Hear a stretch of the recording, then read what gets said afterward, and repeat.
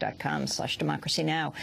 This is Democracy Now!, and we are covering the uprising in Egypt. It is the 14th day. Schools are closed. Stock exchange closed. Thousands of protesters remain in Tahrir Square. We are joined in Cairo by Democracy Now! Senior producer Sharif Kouddous, as well as Hossam, the Egyptian human rights activist, founder and executive director of the Egyptian Initiative for Personal Rights, who just was talking about the record of the newly appointed Vice President, Omar Suleiman, who, by the way, was trained at the U.S. Special Warfare School at Fort Bragg.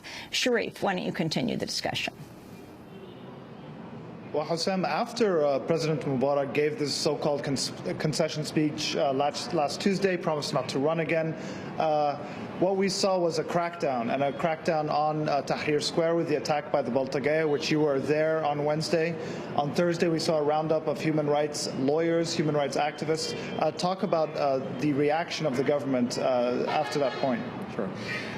Look, Sharif, I've been monitoring the human rights violations in Egypt for 10 years now, and so you know, it came as no surprise to anyone that Mubarak broke yet another promise. I mean, his rule, you know, throughout his rule, he has been repeatedly breaking his promises, especially when it comes to human rights and civil liberties.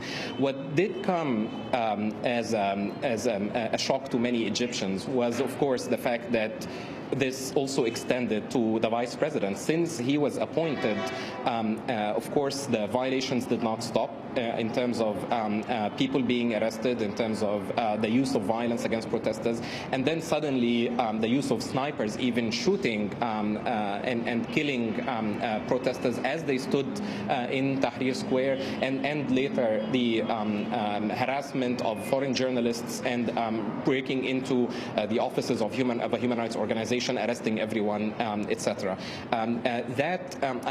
Another turning point, unfortunately, was yesterday when the army arrested a journalist for the first time working for Jazeera. That was the first time. That was Ayman Mohyeddin. Exactly. That was the first time that we had received any report of the army itself detaining someone solely for being a journalist, and they perfectly knew that this was Ayman Mohyeddin from Al Jazeera English.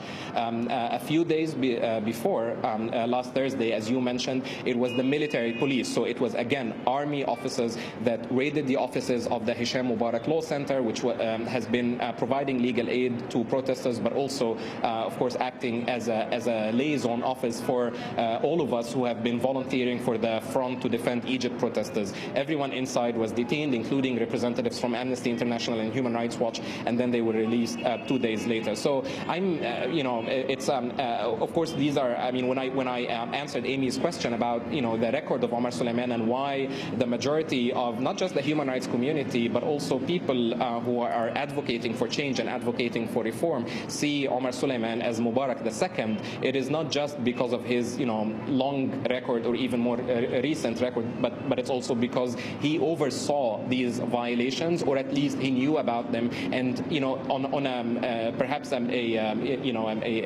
less significant or less dramatic but equally significant level, he has so far failed to even express condolences to the families of the hundreds that have been murdered by the regime. I mean, we're not talking about an apology or prosecution. He has not even said, you know, we express condolences to the families.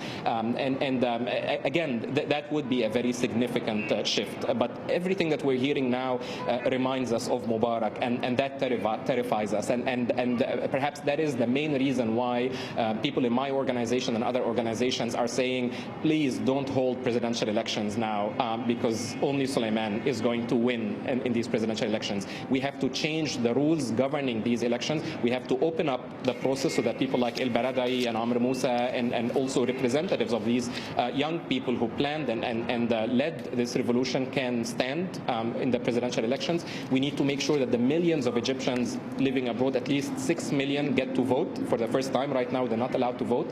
We need to make sure that the elections are conducted under full judicial judicial supervision with full involvement of both Egyptian and international civil society monitors.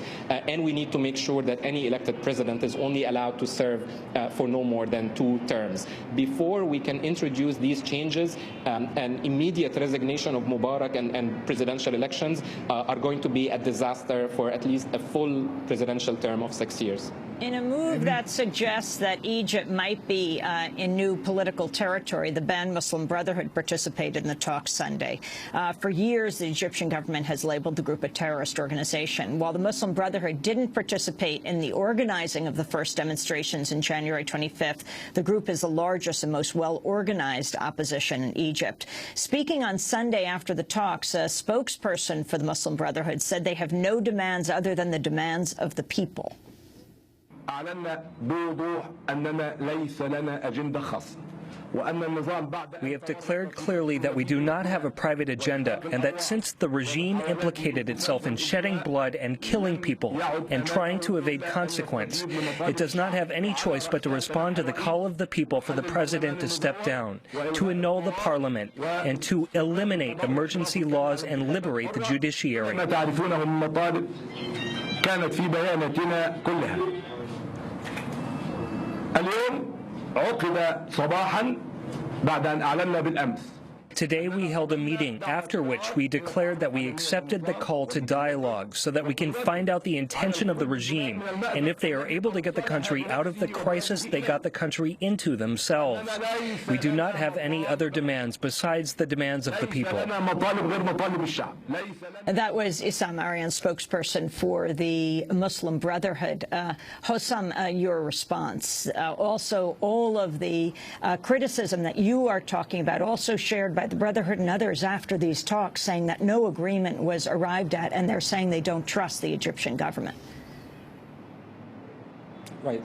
Look, Amy, as a campaigner for civil liberties, for full equality, for the rights of religious minorities and the rights of women, of course, I disagree with the Muslim Brotherhood on many issues. But the brothers have been our partners in this revolution.